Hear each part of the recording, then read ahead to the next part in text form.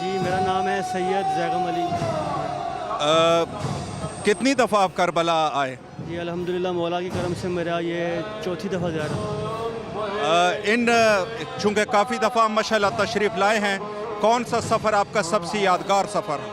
سفر تو دیکھیں ہر سفر ایک نیا سفر ہے، ہر سفر یہ ضروری نہیں ہے کہ ہر دفعہ جو منظر بنے وہ پچھلی دفعہ کوئی اور منظر ہوتا ہے، اگلی دفعہ آتے ہیں کوئی اور منظر ہوتا ہے، لیکن عاشور میں سمجھتا ہوں کہ ایک سب سے منفرد منظر کشی جو ان سے وہ عاشور کی ہے، جس دن سے سارا واقعہ ہوا۔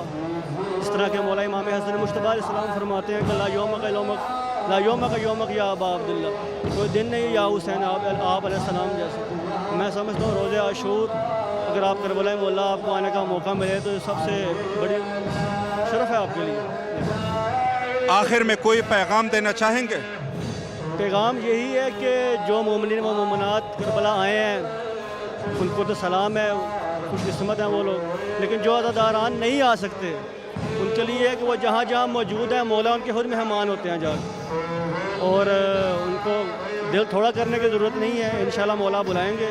لیکن اس ٹائم پوری دنیا میں عزاداریاں ہو رہی ہیں، پوری دنیا میں جہاں جہاں فرش عزا بچھائے وہاں مولا امام حسین علیہ السلام مہمان عزاداران۔